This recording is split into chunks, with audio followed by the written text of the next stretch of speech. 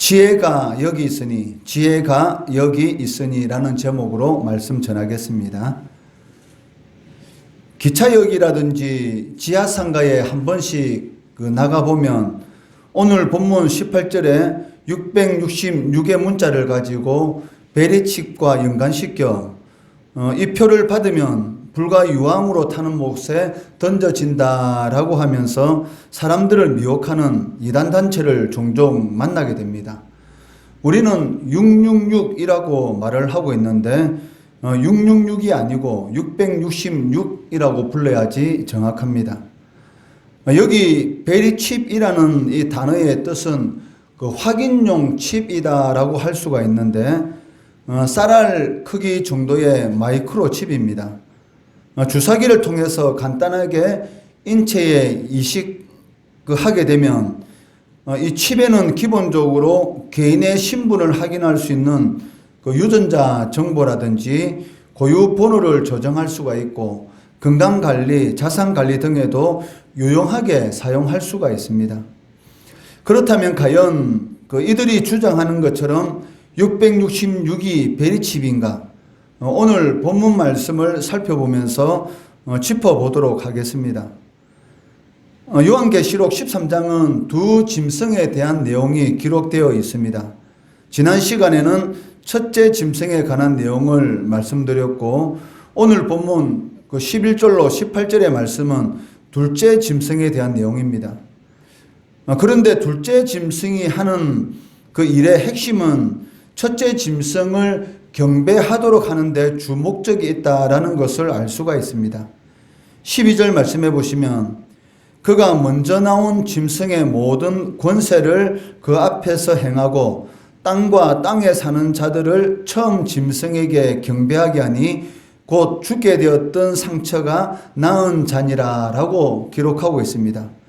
12절 이 말씀을 통해서 둘째 짐승은 처음 짐승을 경배하도록 하는 그러한 역할을 감당하고 있다라고 알 수가 있습니다. 여기 12절 말씀에 땅에 사는 자들이다라는 이 말은 8절 말씀에 기록된 것처럼 첫째 짐승에게 경배하도록 되어 있는 자들을 의미하고 있습니다. 8절 말씀해 보시면 죽음을 당한 어린 양의 생명책에 창세 이후로 이름이 기록되지 못하고 이 땅에 사는 자들은 다 그 짐승에게 경배하리라 라고 기록하고 있습니다. 이처럼 땅에 사는 자들이 첫째 짐승에게 경배할 수밖에 없는 그 이유가 무엇입니까? 그 땅에 사는 자들이 창세 이후로 어린 양의 생명책에 그 이름이 기록되지 않았기 때문이다 라고 말씀하고 있습니다. 이들은 그 본질적으로 하나님께 속하지 않은 자들이다라는 것을 알 수가 있습니다. 이를 통해서 우리가 알 수가 있는 것은 모든 인간들은 창세 이후로 생명책에 기록된 자들이 있고 생명책에 기록되지 않은 자들로 구분된다는 것입니다. 즉 구원의 은혜를 입은 자들이 있고 그렇지 못한 자들이 이미 창세 전에 결정되었다라는 것을 알 수가 있다는 것이죠. 이를 신학 용어로는 예정이라고 말을 하고 있습니다. 그리고 이 예정이라는 이 교리는 성경 전체에서 강조하고 있습니다. 믿지 않는 자들은 하나님은 사랑의 하나님이다라고 말은 하고 있으면서 어떤 자들은 이미 창세 전에 택하여 주시고 구원하여 주시고 어떤 자들은 창세 전에 그 이름이 어린 양의 생명책에 기록되지 않은 것 때문에 구원받지 못한다라는 것은 너무나 이기적인 것이 아니냐라고 말을 하고 있지만 성경은 하나님이 하시는 일에 대해서 이기적이다라고 말은 하지 않습니다. 하나님은 선하신 하나님이시고 천지 만물을 창조하신 하나님이시기 때문에 하나님의 선한 뜻대로 모든 일들을 행하신다라고 말씀하고 있다는 것입니다. 예정이라는 것은 이미 성경 전체에서 강조하고 있다는 것입니다. 에베소서 1장 4절 5절 말씀해 보시면 창세 전에 그리스도 안에서 우리를 택하사 우리로 사랑 안에서 그 앞에 거룩하고 흠이 없게 하시려고 그 기쁘신 뜻대로 우리를 예정하사 예수 그리스도로 말미암아 자기의 아들들이 되게 하셨다라고 기록하고 있습니다. 바울 사도는 창세 전에 그리스도 안에서 저 천지 만물을 하나님께서 창조하기 이전부터 이미 우리를 택하셨고 우리를 예정해서 예수 그리스도로 말미암아 자기 아들이 되게 하셨다라고 강조하고 있다는 것이죠. 그렇기 때문에 창세 이후로 그 이름이 생명책에 기록되지 않은 자들은 그 하나님을 경배하지 않고 이 짐승을 경배한다라고 말씀하고 있습니다.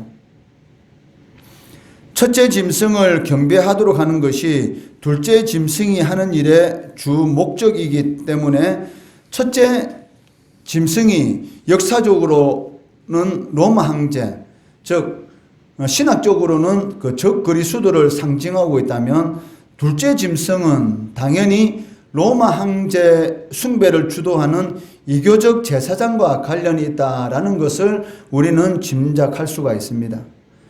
사도 요한이 요한계시록을 기록할 때 로마 황제 숭배를 하도록 강압적으로 그러한 일을 행하고 있었습니다. 그리고 로마 황제를 섬기는 신전에는 이교적인 제사장이 있었고 이 제사장을 통해서 이 로마 황제를 숭배하도록 하였다는 것이죠.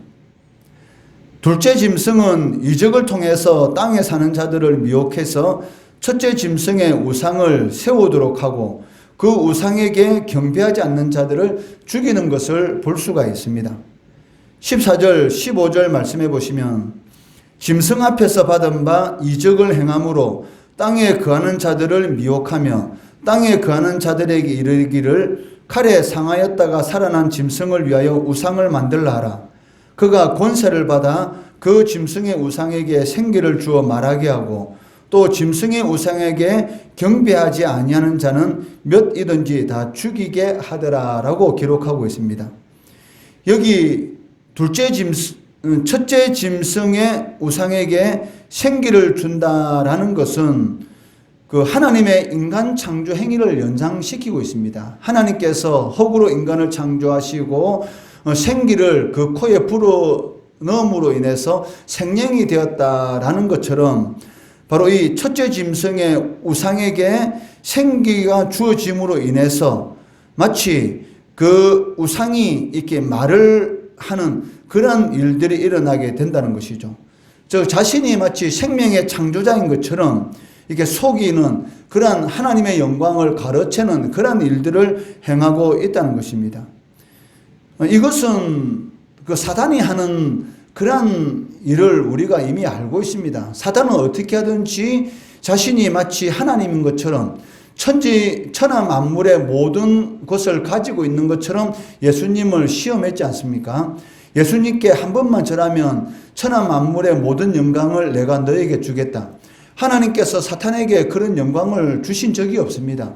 그런데도 불구하고 마치 천하 만물의 영광이 자신 것인 것처럼 이렇게 예수님을 시험할 때에 미혹하는 것을 볼 수 있습니다. 이처럼 사탄은 마치 이 세상에 있는 모든 것이 자신 것인 것처럼 그리고 자신이 생명의 창조자인 것처럼 미혹하고 속이고 있다는 것입니다.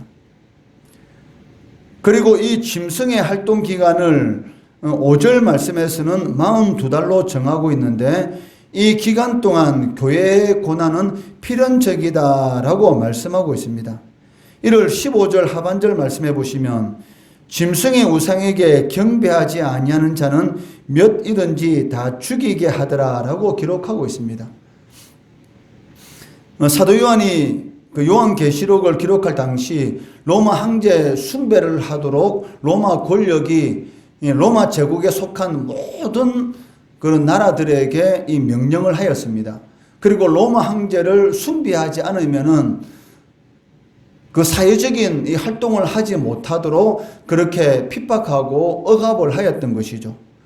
그렇기 때문에 로마 황제 숭배를 하지 않았던 많은 그 당시의 신자들은 이 고난을 받을 수밖에 없었습니다. 당시에 예수를 믿는다는 것은 이 고난과 이렇게 바로 연결되기 때문에 고난이 필연적인 것을 알 수가 있다는 것이죠. 42달이라는 이 기간은 주님의 초림과 재림 사이를 의미한다라고 말씀을 드렸습니다. 그러니까 주님이 재림하시는 그 순간까지 교회가 이 세상에 속해 있기 때문에 고난은 필연적이다라고 말을 할 수가 있다는 것이죠. 하늘에 속한 자들인 교회와는 대조적으로 땅에 거하는 자들은 짐승을 따르면서 그 우상을 경배하게 되고 동시에 이마와 오른손에 짐승의 표를 받게 된다라고 말씀하고 있습니다. 짐승의 표를 받게 된다는 것은 자신들이 짐승에 속한 자다라는 것을 스스로 증명하는 것입니다.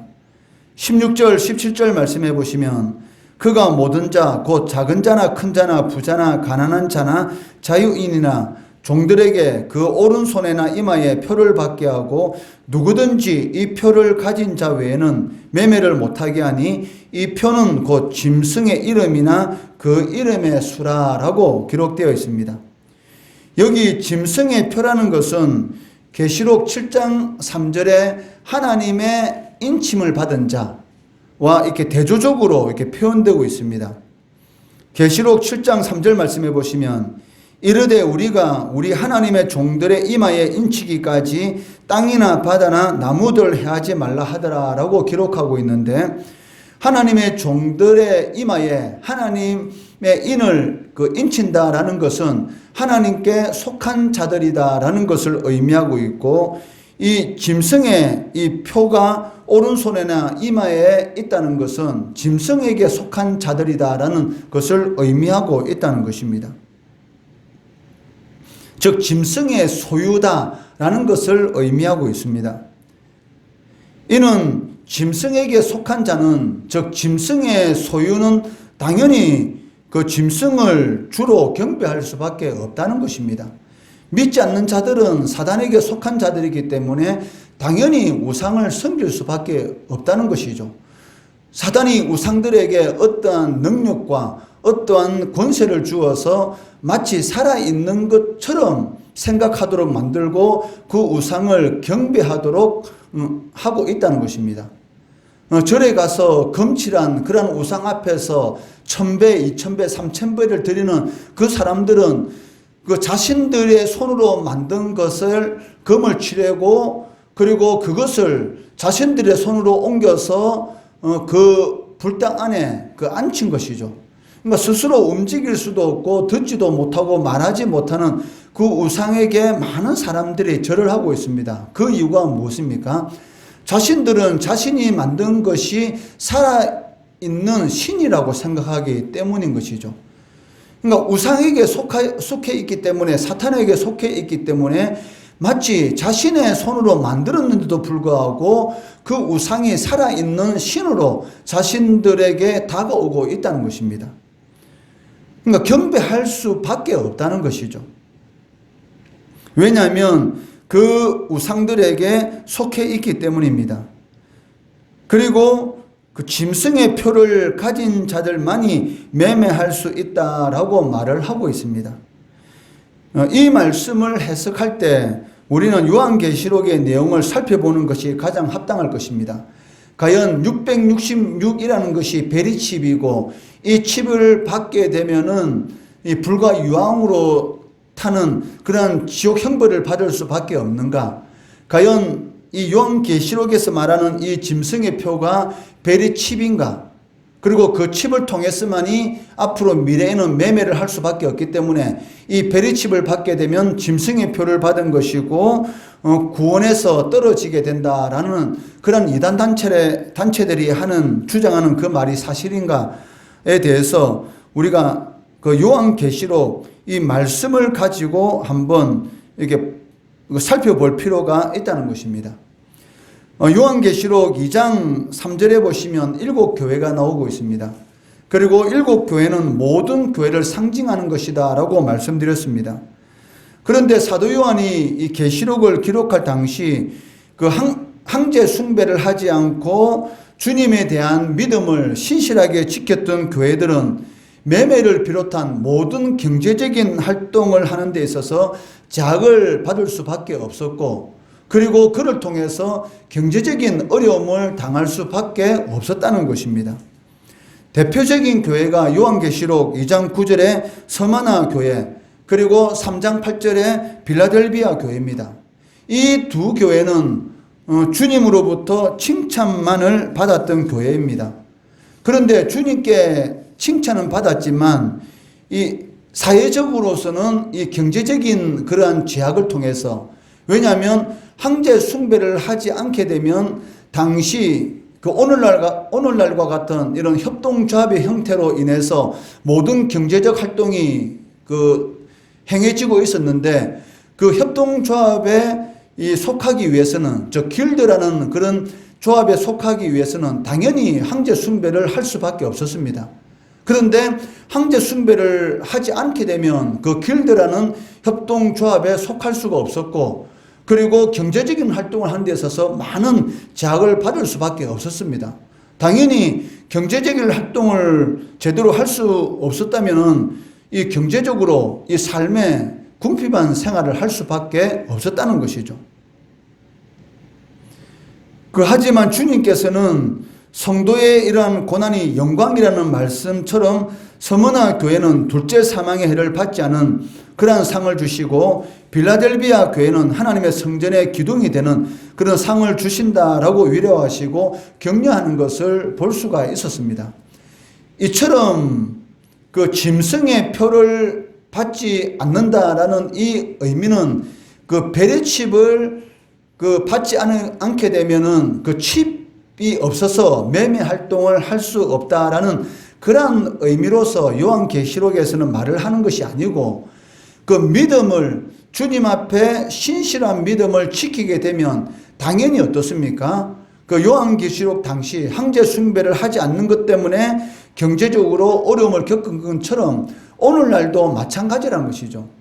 오늘날 신자들이 하나님의 말씀대로 이 세상을 살아가다 보면 고난은 필연적이지 않습니까? 우리가 하나님의 말씀대로 살아가다 보면 이 세상의 가치관과 타협하지 않는 그러한 마음을 가지고 기업을 하게 되고, 그리고 기업을 이끌어가는 데 있어서 하나님의 말씀대로 우리가 정직하게 기업 활동을 하다 보면 어려운 점이 얼마나 많습니까? 사실 로비도 해야 되고, 그리고 이중장부도 기록해야 되는 그런 일들이 얼마나 많습니다. 그렇지만 이주장부도 기록하지 않고 로비도 하지 않고, 그리고 매 주일마다, 그리고 주일 성수를 하기 위해서 쉬고, 그리고 하나님의 영광을 나타내기 위한 그러한 방식으로 기업 활동하다 보면 아마 어려운 점이 너무나 많을 것입니다. 그렇지만 그런 어려운 점을 감당하면서 그 일을 하게 될 때 어떻게 해요? 하나님께서 세상적인 복이 아닌 하나님이 주시는 그런 복을 누릴 수 있도록 해주신다는 것이죠. 그렇기 때문에 이 짐승의 표라는 것은 베리칩을 의미하는 것이 아니고, 그 하나님의 그 말씀대로 살아가는 것, 즉 짐승의 표를 받지 않는다는 것은 하나님의 말씀대로 살아갈 때 겪는 그러한 고난을 의미하고 있다라고 말을 할 수가 있다는 것입니다.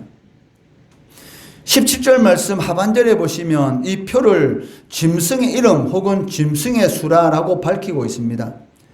이 말씀을 통해 하나님의 백성들은 계시록 7장 3절의 말씀에 근거해서 이마에 그리스도 이름을 가지고 있다라는 것을 알 수가 있고, 짐승에게 속한 자들은 17절 말씀에 근거해서 이마나 오른손에 짐승의 이름을 가진 자들이다라는 것을 알 수가 있습니다. 여기 짐승의 이름이나 그 이름의 수라는 의미는 그 짐승의 이름을 그 숫자로 나타낸 것을 의미하고 있습니다. 그러니까 이러한 표현 방법을 게마트리아라고 이렇게 말을 하고 있습니다. 그러니까 그 짐승의 표라는 것은 그 베리칩이라는 이러한 칩을 말하는 것이 아니고, 짐승의 이름은 그 이름의 수다라고 이 오늘 본문에 말씀하고 있는 것처럼, 그러니까 짐승의 이름의 그 숫자, 즉 이러한 표현 방법을 게마트리아라고 하는데, 이것은 그 히브리어나 헬라어 이 알파벳에는 그 숫자가 주어져 있습니다. 즉 예를 든다면 그 히브리어 첫째 단어가 알렙이라는 단어를 쓰고 있는데 이 알렙이라는 단어에는 1이라는 숫자가 이렇게 주어져 있고 이러한 헬라어나 그리고 히브리어 이 알파벳에는 이 숫자가 주어져 있기 때문에 그것에 근거해서 이름 대신 숫자로 어떤 상대방의 이름을 표현할 때에 그 모든 숫자를 합해서 상대방의 이름을 표현하는 그리고 어떤 말을 표현하는 그런 방법이라는 것이죠. 이것을 바로 게마트리아라고 이렇게 표현하고 있습니다. 예를 들면 하산 폭발로 멸망한 고대 도시 폼페이의 어떤 벽에 이러한 글이 새겨져 있었습니다. 나는 그의 이름이 545인 그녀를 사랑한다 라고 이렇게 쓰여져 있었다는 것이죠. 그러니까 이 폼페이의 이 벽에 이 낙서를 기록한 어떤 남자가 545라는 그런 이름의 값을 가지고 있는 어떤 여자를 사랑한다라는 그런 의미로서 이 545라는 이 숫자를 기록한 것이죠. 그 여인의 이름을 밝힐 수 없는 어떻게 보면 그러한 상황 가운데서 545라는 그런 숫자를 사용해서 이 여인의 이름을 나타내었던 것입니다. 이 다윗이라는 이름도 이 숫자로 표현하면은 14라는 이런 값을 가지고 있습니다. 히브리어 알파벳으로 이 자음으로 이 다비드라는 이 자음 3가지가 들어가고 있는데 이 달렛이라는 이 자음과 그리고 바브라는 이 자음과 또 달렛이라는 이 단어 이 3자음이 합해져서 이 다비드라는 즉 다윗이라는 이름으로 불리고 있습니다. 근데 달렛이라는 이 자음의 숫자가 4입니다. 그리고 바브라는 이 단어의 숫자가 6이고 또 달렛이라는 단어가 4이기 때문에 4 플러스 6 플러스 4는 14가 되는 것이죠. 그러니까 다윗이라는 이 히브리어를 이 숫자의 값으로 표현하면 14라는 값으로 표현할 수가 있습니다. 그러니까 이것을 마태는 이 예수님의 족보를 이렇게 기록하면서 예수님께서는 다윗의 자손으로 오신 메시아라는 것을 강조하기 위해서 마태복음 1장에 보시면 이 예수님의 족보가 나오는데 다윗을 기준으로 14대로 이렇게 나누어 이렇게 기록하는 것을 볼 수가 있다는 것이죠. 마태복음 1장 17절 말씀해 보시면 그런즉 모든 대수가 아브라함부터 다윗까지 14대요 다윗부터 바벨론으로 사로잡혀갈 때까지 14대요 바벨론으로 사로잡혀간 후부터 그리스도까지 14대더라 라고 이렇게 마태는 이렇게 14라는 이 숫자를 활용해서 이렇게 이 족보를 다윗의 족보를 기록하고 있다는 것이죠. 왜냐하면 다윗의 이름의 값이 14이기 때문에 바로 예수님이 바로 이 다윗의 후손으로 왕으로 오셨다라는 것을 이 마태는 강조하고 있습니다. 왜냐하면 마태복음은 유대인들을 1차 독자로 해서 기록된 복음서입니다. 그러니까 유대인들은 이 숫자로서 어떤 사람을 표현하는 것에 대해서 너무나 잘 알고 있는 것이죠. 그렇기 때문에 14라는 이 숫자를 이용해서 바로 예수님이 바로 다윗의 후손으로 바로 이 땅에 오신 메시아다라는 것을 강조하고 있다는 것입니다. 그렇기 때문에 18절 말씀에서 그 짐승의 수를 세어보라는 것은 짐승의 이름에 내표된 숫자를 계산해 봐라. 이 숫자가 무엇을 의미하는 것을 계산해 보라라는 그런 의미입니다. 그렇기 때문에 지하철역이나 그리고 어떤 이런 지상에 있는 역에서 이단단체 사람들이 나와가지고 베리칩이 바로 짐승의 표다. 그것을 받으면 지옥 간다라는 이런 말도 안 되는 그런 말에 미혹되어 속으면 안 된다는 것입니다. 짐승의 수, 즉 그 사람의 수가 666이다라고 말을 하고 있습니다. 18절에 보시면 지혜가 여기 있으니 총명한 자는 그 짐승의 수를 세어보라. 즉 짐승의 수를 계산해보라. 그것은 사람의 수니 그 수는 666인이라고 말씀하고 있습니다. 지혜가 여기 있다. 이 말은 무엇을 의미합니까? 그 하나님의 말씀을 제대로 알아라라는 그런 의미를 지니고 있습니다. 하나님의 말씀을 제대로 알지 못하고 있으니까 이러한 이단 단체에 의해서 우리가 미혹당하고 믿음의 길에서 떠나는 그러한 일을 겪게 되는 것입니다. 이것은 이 사람의 이름에 내표된 숫자의 값이 666이다라는 그런 의미를 지니고 있다는 것이죠. 그러니까 그 사람의 수, 짐승의 표는 짐승의 수를 나타내는데 이 짐승의 수가 바로 그 사람의 수인데 그 수를 합한 값이 666이다라는 그런 의미를 가지고 있습니다. 그렇다면 666이 나타내는 이 사람은 누구를 의미하는가라는 것이죠. 이것은 바로 기독교를 박해한 그 대표적인 로마 황제인 네로를 가리키고 있습니다. 사도 요한이 요한계시록을 기록할 때 당시 초대교회는 많은 어려운 그런 상황 가운데 처했습니다. 로마 황제 숭배를 비롯해서 또 유대인들로부터의 이런 고난과 핍박을 받고 있는 그런 어려운 상황 가운데서 그 사도 요한이 이 666이라는 이런 숫자를 활용해서 짐승의 표라라고 말을 하고 있는데 이것은 바로 로마 황제 중에서 기독교를 가장 악랄하게 핍박했던 바로 네로 황제를 의미하고 있다는 것입니다. 그러니까 666이라는 이 숫자의 값은 그 시저 네로라는 이 헬라어의 이름을 그 히브리어로 이 음력을 해서 그 히브리어로 음력한 그 단어를 이 합한 모든 수가 바로 666입니다. 그렇기 때문에 첫째 짐승, 바로 바다로부터 올라온 이 첫째 짐승, 그러니까 죽을 만한 상처를 입었는데 이적과 표적을 향해서 그 죽을 그 몸에서 다시 살아난 이적과 표적을 보여준 이 첫째 짐승은 바로 기독교를 박해한 로마 황제를 대표하는 그러한 존재인 그 네로를 모델로 하고 있고, 둘째 짐승은 그 황제 숭배를 촉진시키는 이 제사장직을 모델로 하고 있다는 것입니다.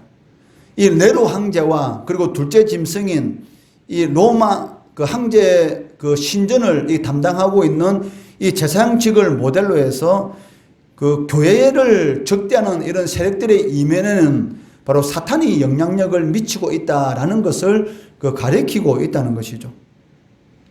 지난 시간에도 말씀드렸지만 큰 권세와 이적으로 미혹하고 핍박을 가하는 악한 그 세력에 대해서 교회에게 요구되는 것이 무엇입니까? 바로 인내와 믿음입니다. 이것은 초대교회뿐만이 아니고 주님께서 재림하시는 그 순간까지 신자가 하나님의 말씀대로 믿음을 신실하게 지키는 가운데 있어서 여러 가지 어려운 일을 겪을 수가 있다는 것입니다. 그렇기 때문에 그 어려운 일 가운데서 이길 수 있는 그 힘은 바로 인내와 믿음이라는 것이죠. 계시록 13장 10절 말씀해 보시면 사로잡힐 자는 사로잡혀갈 것이요 칼에 죽을 자는 마땅히 칼에 죽을 것이니 성도들의 인내와 믿음이 여기 있느니라. 즉 지혜가 여기 있다. 사로잡힐 자는 사로잡혀갈 것이요, 저 교회가 고난을 받는 것은 당연하다는 것이죠. 그렇기 때문에 교회에게 요구되는 것은 바로 인내와 주님에 대한 신실한 믿음이다라고 말씀하고 있습니다. 짐승의 세력이 표면상 큰 권세를 가지고 성도들과 싸워 이기고 각 족속과 백성과 방언과 나라를 다스리는 권세를 받아서 땅에 거하는 자들이 그 큰 권세를 누리는 것처럼 보입니다. 그렇지만 이러한 악의 권세와 세력은 일시적인 것이다라고 말을 할 수가 있습니다.